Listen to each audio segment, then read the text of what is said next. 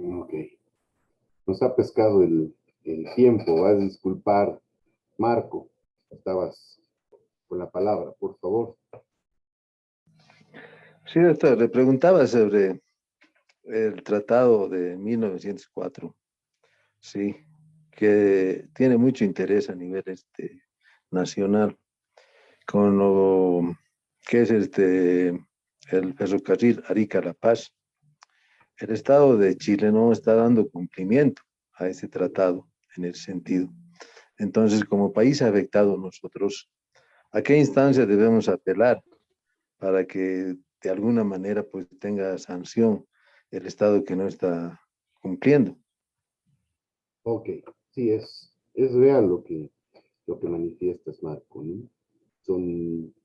No es reciente, tiene ya este incumplimiento es de muchos años atrás con diferentes formas, vamos a decir, no solamente el tema del tren, el tema del libre acceso a temas de importaciones, por ejemplo, ¿no? Que está establecido en el tratado, no se cumple.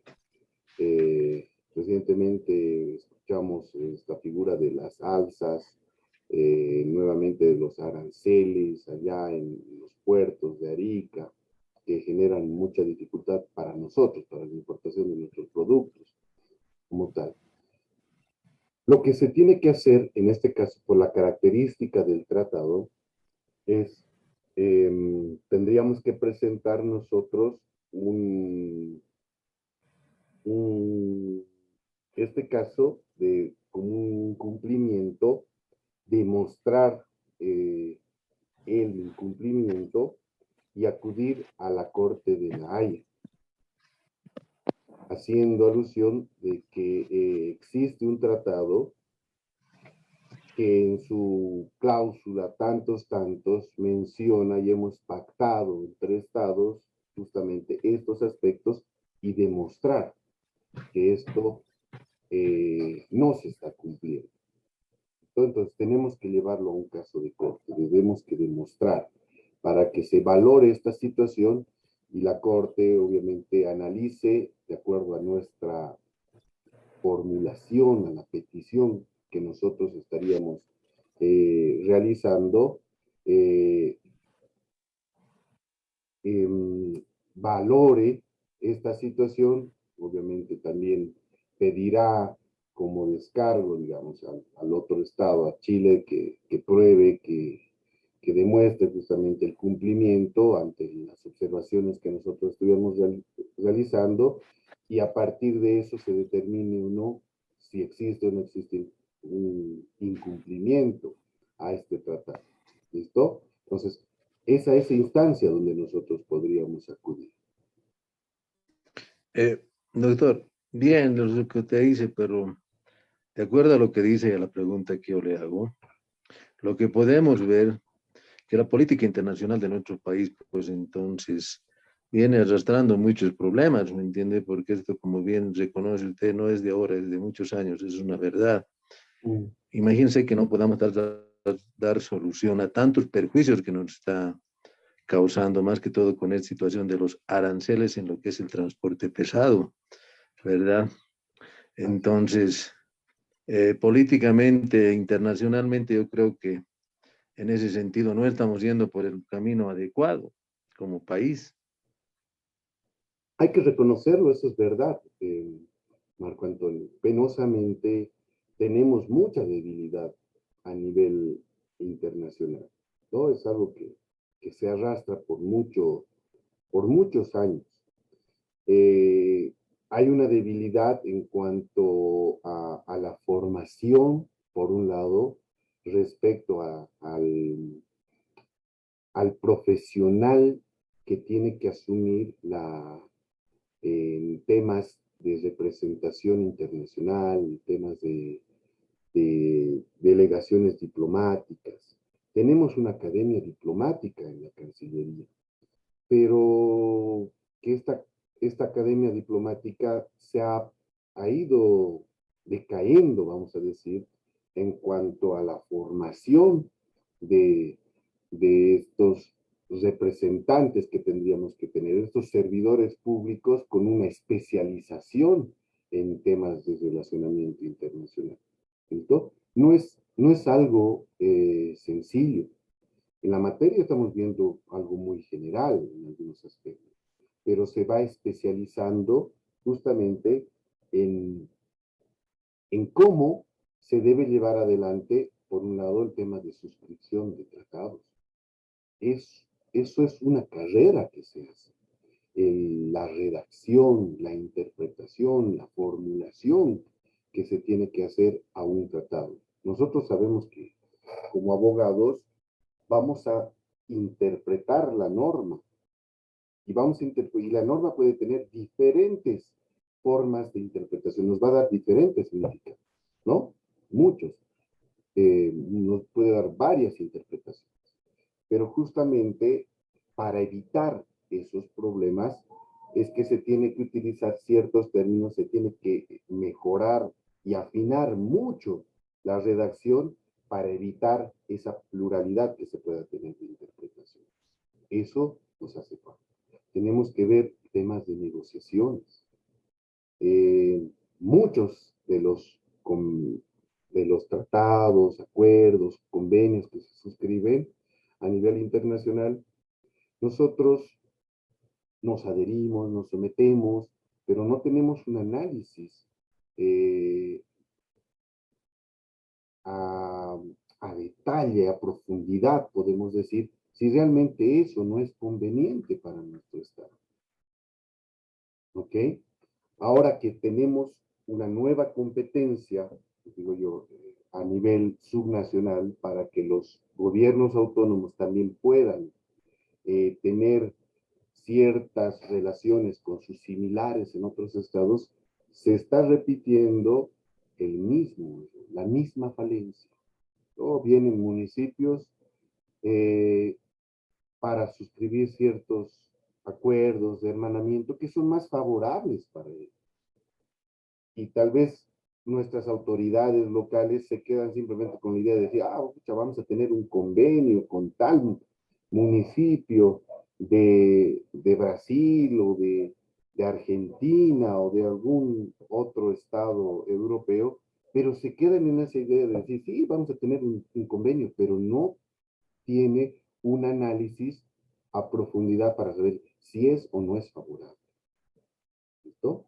Entonces, tenemos que mejorar. Se tiene que trabajar bastante en esa parte de la formación, de la actualización de justamente los servidores públicos que están relacionados con esta temática. ¿Listo? Hay que hacer mea culpa como Estado de que estamos nosotros tal vez en un nivel básico cuando otros estados están tal vez en un nivel medio y otros en un estado tal vez superior, ¿no? Porque ellos le ponen mucho interés y le dan mucha importancia al tema del relacionamiento internacional. ¿Ok? Gracias, doctor. No sé, uno se siente con mucha carga ante esas realidades, estimado Marco Antonio, pero veremos. Y eso también es parte para motivarlos a ustedes, ¿no? Eh, en cuanto a tratar de especializarse más adelante, tal vez en la materia, conocer más, es un buen espacio. Y justamente hoy hablé con el doctor Gibbs y con el doctor Ávila, que lo apoya, y decíamos, se hizo un pequeño estudio a nivel de varias universidades en cuanto a la formación de la carrera de Derecho, y se veía que casi un 90% va y se especializa en tema penal, ¿no? Y no es que esté mal, ¿no? Pero es que a veces desde la formación que le damos en la universidad nos inclinamos a esa área, no terminamos de mostrarles las otras áreas que se tienen. Hoy eso hablábamos, hoy decía en temas administrativos, por ejemplo, cuánto cuesta conseguir a un abogado que conozca bien la parte administrativa, el derecho administrativo, que pueda ser útil en la administración pública en cualquier nivel del Estado, sea a nivel central, a nivel departamental o municipal. Entonces, tenemos ese tema pendiente, tratar de alguna forma mostrar también las bondades que tienen estas otras áreas del derecho. ¿Listo? Que sea algo también para reflexionar. Me parece que yo pienso, doctor, que también es de acuerdo a al especializarse, digamos, una persona, ya que hay ramas de la carrera de derecho, ¿cuál es lo que más le gusta? ¿No? Mayormente yo siempre escucho, ¿no? Civil, penal, notarial, comercial, hay también tributario, hay también, se puede mencionar como la doctora Variña, que es constitucionalista, ¿no ve? Entonces, en ese caso, todos tienen, digamos, una rama donde obvio que más se ve es penal, civil, o sea, lo más que se puede decir, ¿no? Pero en estas ramas, como por ejemplo los convenios que son abogados especiales, en esa materia, se puede decir, hay que tener también ese, ¿cómo se dice esta palabra? Em, no solamente es el estudio, sino que te tiene que gustar la materia para que tú puedas llegar a ese punto donde tú puedas, porque a veces podemos decir, ya penal, porque tal es un decirle, no estoy diciendo así, se gana más, o constitucionalistas, que se ganan mucho más así, pero es también que te guste para que tú puedas, digamos, llegar a ese objetivo y sigas creciendo como persona y profesionalmente. Bueno, yo así parto, doctor. Así es, muchas gracias, Giovanni. Así es, y eso tratamos a veces de mostrarles también en la materia, justamente eso, más allá del contenido, ver qué cosas interesantes también se tienen, ¿no? En, en esa área del derecho que a veces, les decía, ¿no? Se da o se tiene solamente una materia, se ve un semestre de toda una carrera y prácticamente ahí se ahoga, digamos, ¿no? Toda la bondad y las cosas interesantes que puede tener. ¿Listo? ¿Ok? Continuaremos.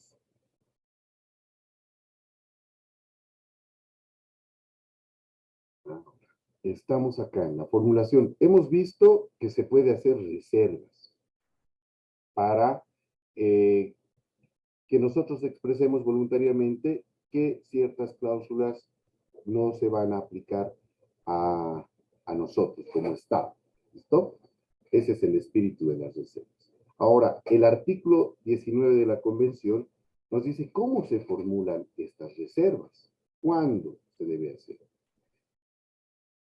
Nos dice este artículo que un Estado podrá formular una reserva en el momento de firmar o ya sea ratificar, aceptar o aprobar un tratado o también al momento de adherirse. ¿Listo?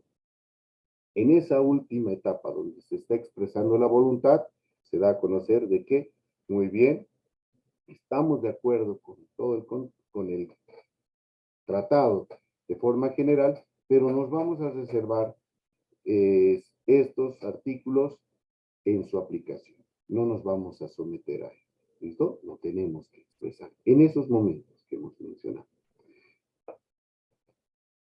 Siempre y cuando, decíamos, la reserva no se va a poder utilizar como una forma de exteriorizar nuestra voluntad si el documento, el tratado, te prohíbe, te dice que no va a existir posibilidad de reserva.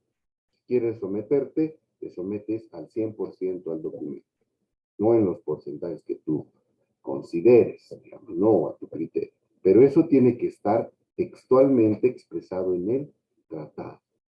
¿Listo? También en un tratado puede disponer que se van a permitir o está permitido realizar reservas en ciertas disposiciones. ¿Listo? El tratado quiere decir que habilitan la posibilidad de reservar en algunas disposiciones. ¿Listo? Esto significa que se ha permitido aplicar, hacer uso de la reserva, pero solamente en las cláusulas o artículos que el mismo tratado te permite hacer. ¿Listo? No en otros que tal vez tú has identificado que no son favorables. ¿Ok? Eso. ¿Cómo se aceptan estas reservas? El artículo 20 de la Convención nos explica cómo se formaliza esta aceptación de las reservas. ¿Qué significa? Cómo un Estado aceptará que el otro plantee esta reserva, o cómo los otros estados que ya han suscrito un tratado van a aceptar justamente que otro que quiere ingresar, que otro estado que quiere ingresar, plantee sus reservas. Tres situaciones vamos a ver acá. Uno, que la reserva expresamente autorizada por el tratado no exigirá la aceptación ulterior de los demás estados contratantes. ¿Qué significa esto? Que si el contenido del tratado no restringe el tema de hacer uso de las reservas, ni tampoco determina que algunos artículos solamente puedan ser reservados, estamos hablando de que sea un tratado amplio, general, que no ha determinado, entonces, si no establece ninguna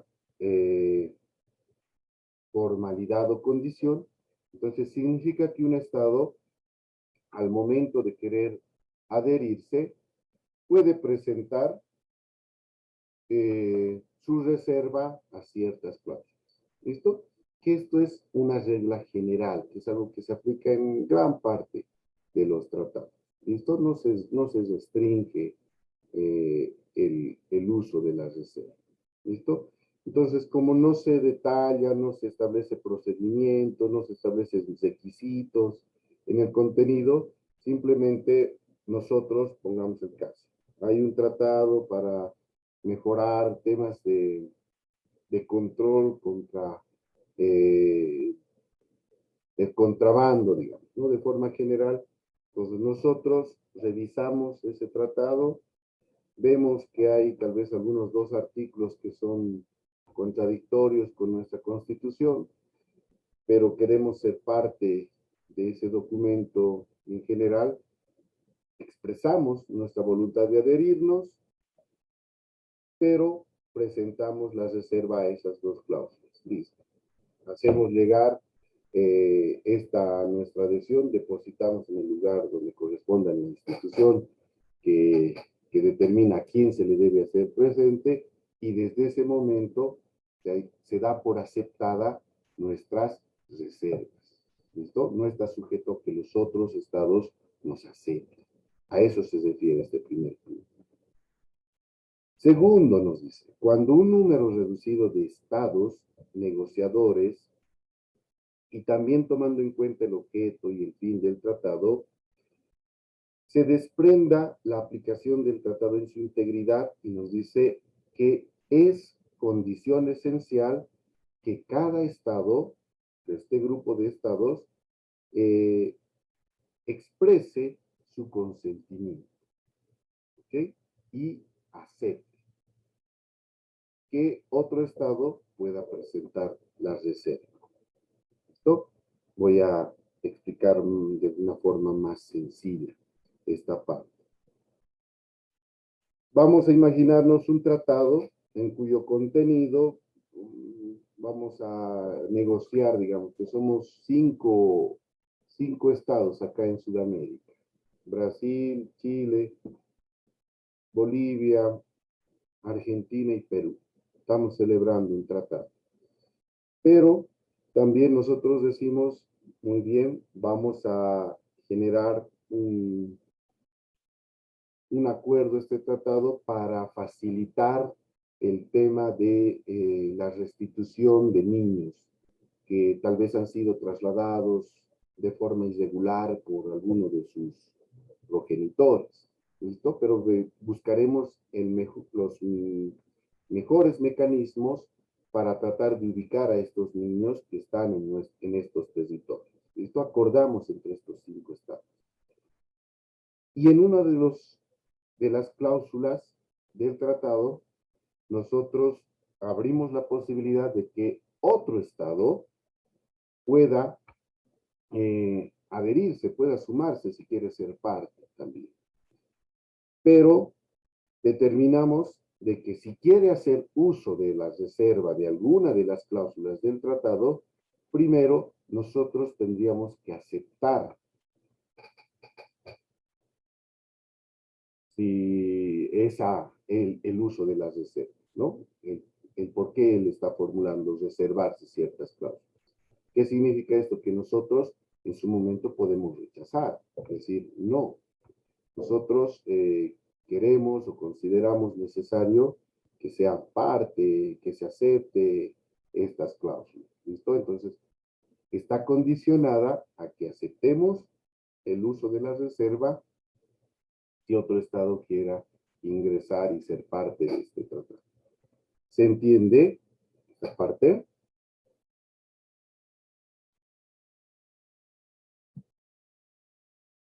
¿Estamos entendiendo? Cintia.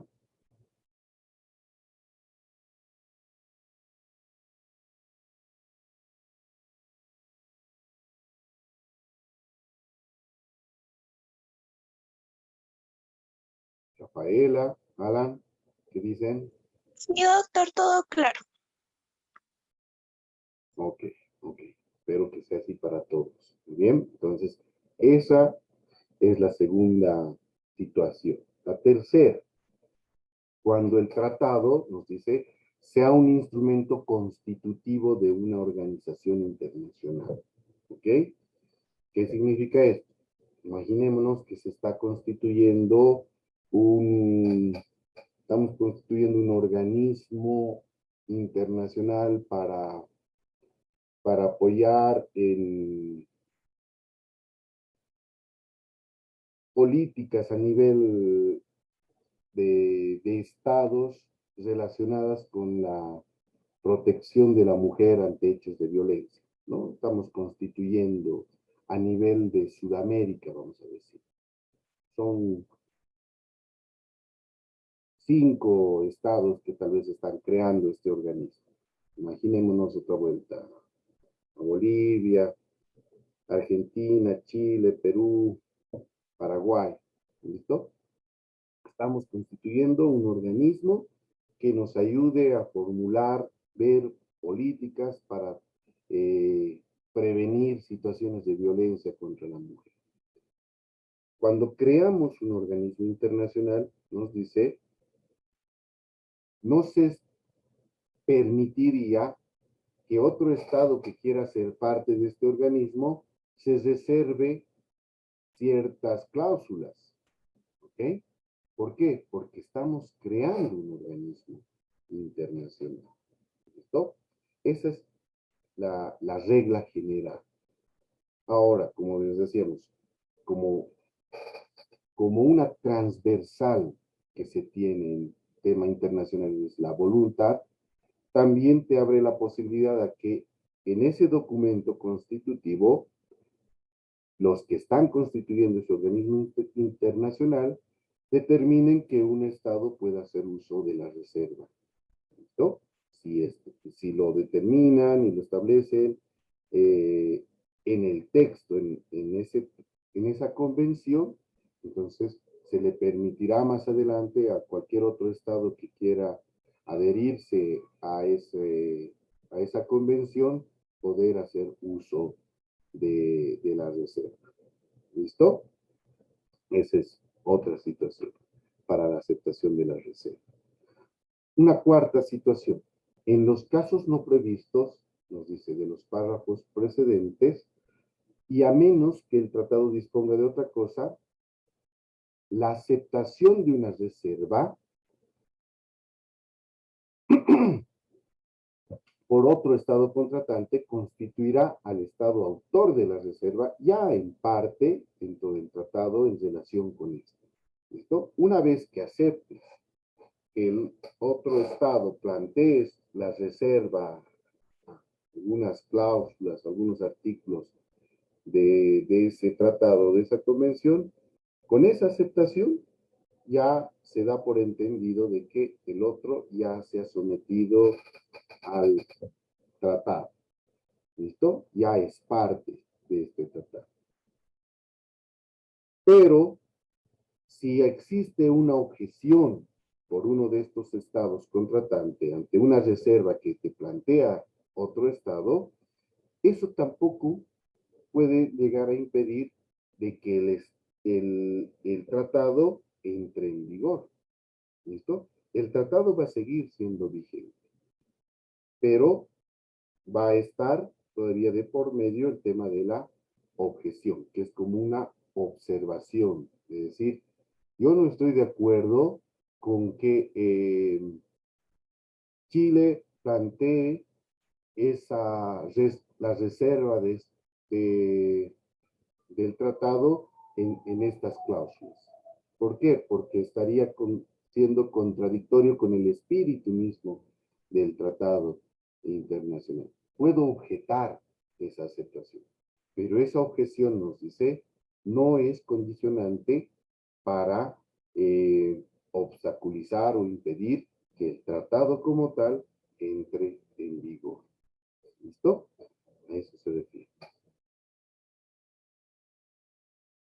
Finalmente, el punto 5 nos dice, para efectos de los párrafos del 2 y este último punto, el 4 que hemos mencionado, si es que el tratado no dispone otra cosa, nos dice, se considerará que una reserva ha sido aceptada por un Estado cuando este Estado no ha formulado ninguna objeción a la reserva en un lapso de 12 meses siguientes a la fecha en que se haya recibido la notificación de la reserva.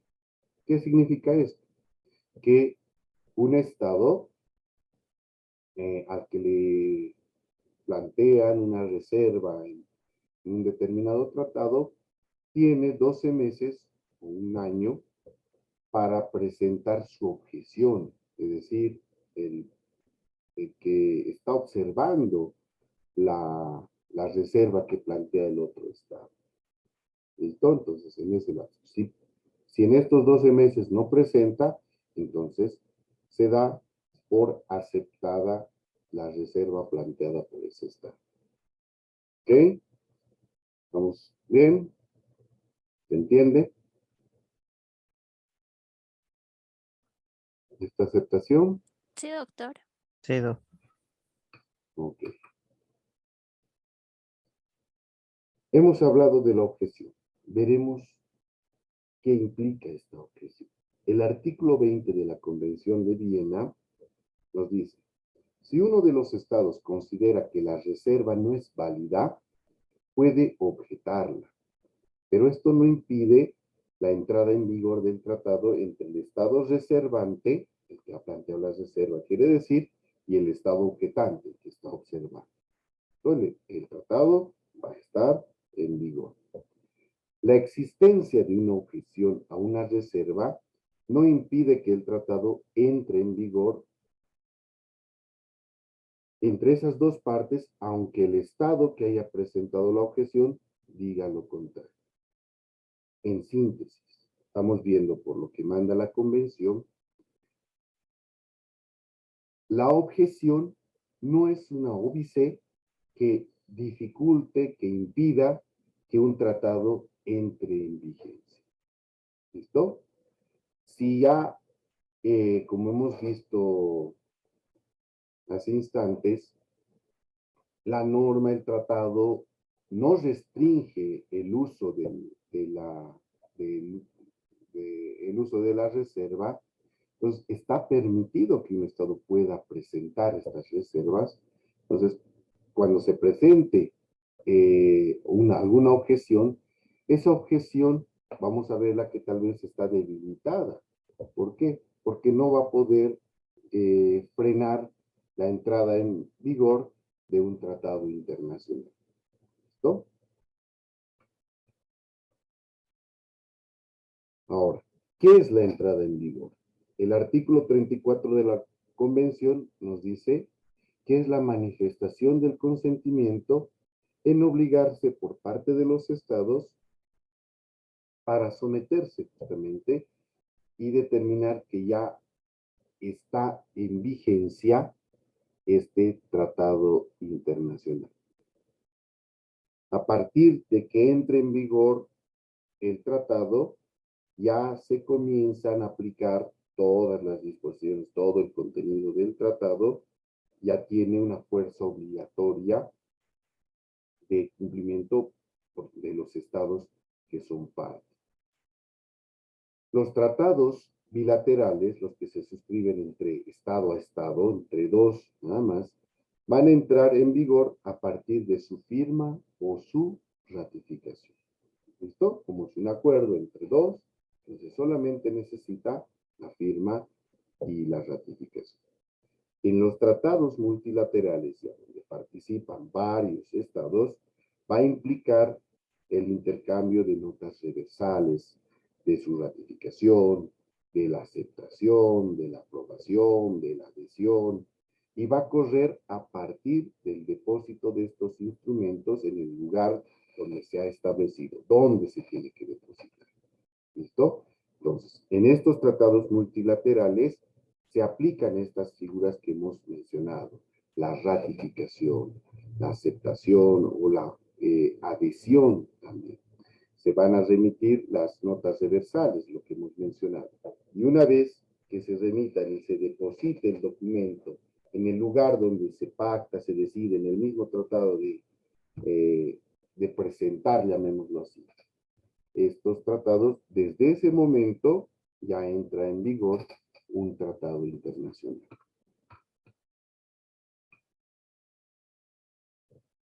¿Qué es el depósito y qué nos dice la Convención sobre el depósito? Una vez ratificado y al adoptar las disposiciones finales de un tratado, los estados pueden establecer un depositario. ¿Qué significa eso? ¿Quién? Si es un tratado bilateral, vamos a, entre los dos estados vamos a decidir dónde o quién va a ser el depositario del tratado, a quién se le va a entregar, en palabras sencillas, el documento original con esa nota reversal que se va a suscribir o mediante la cual se va a remitir. ¿Listo? El depositario es el sujeto del derecho internacional público que será el administrador del cumplimiento del tratado. Quien debe actuar de forma imparcial es lo que se le va a exigir a este sujeto internacional ante los estados contratantes. Cuando se crea un organismo internacional a través de una convención, normalmente, y eso es por regla general, se determina que será a este organismo internacional donde se le va a hacer el depósito de estas notas reversales, de las adhesiones, de las ratificaciones. ¿Listo? Entonces, este organismo internacional será el que se encargará justamente de resguardar, de archivar, de fungir como un depositario. Va a tener y ordenado todos estos documentos mediante el cual los estados han expresado su voluntad y obviamente se encargará de resguardar.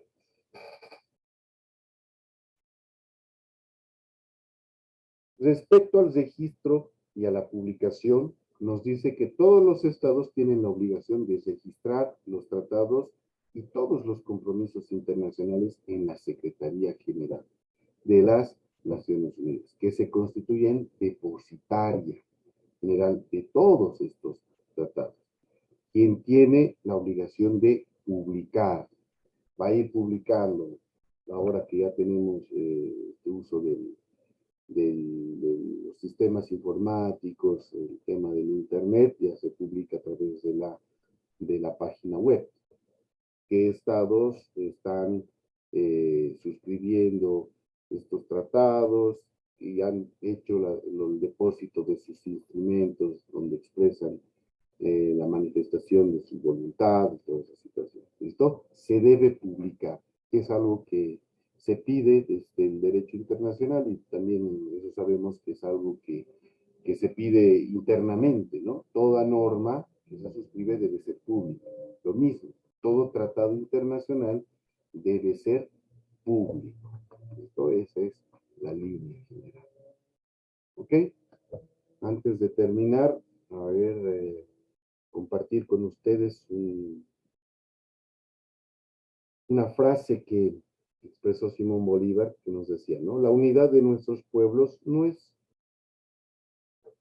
simple quimera de los hombres, sino inexorable decreto del destino, ¿no? Es algo que todos sabíamos que Simón Bolívar era el que pretendía buscar esa unión de los países sudamericanos, ¿no? Él decía, esto no es un sueño el poder lograrlo, es algo que se tiene que materializar con el tiempo, pero que lastimosamente no lo hemos podido formalizar a nivel de Sudamérica, ¿no? De los países de Sudamérica. Es un tema pendiente, vamos a decir, y lo vamos a comprender mucho más en el siguiente tema que nos habla de los organismos internacionales.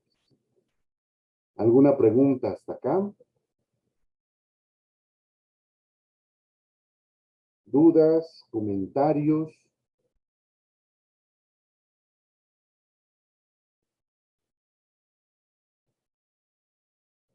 ¿Ninguno?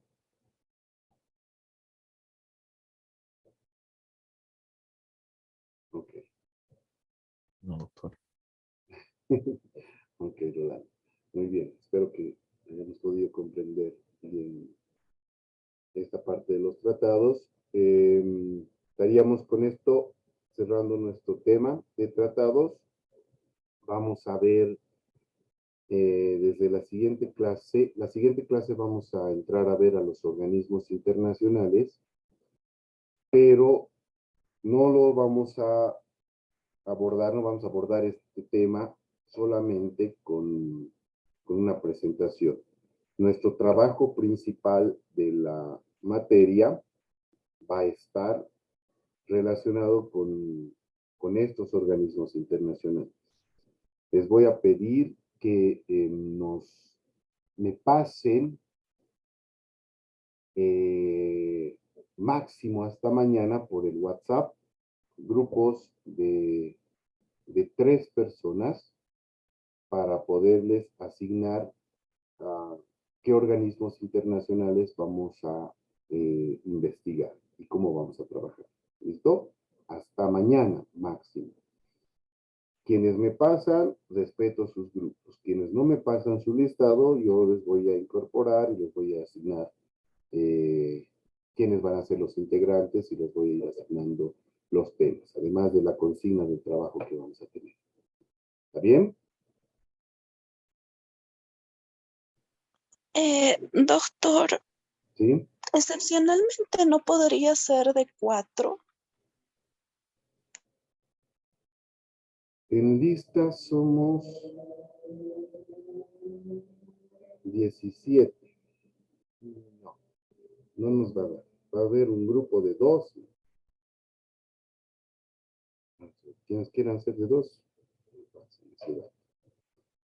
¿Qué pasa? Es que vamos a reducir. No somos un grupo numerosos. Somos 17 personas. ¿Ya? Entonces, sí o sí, tienen que ser 3 personas.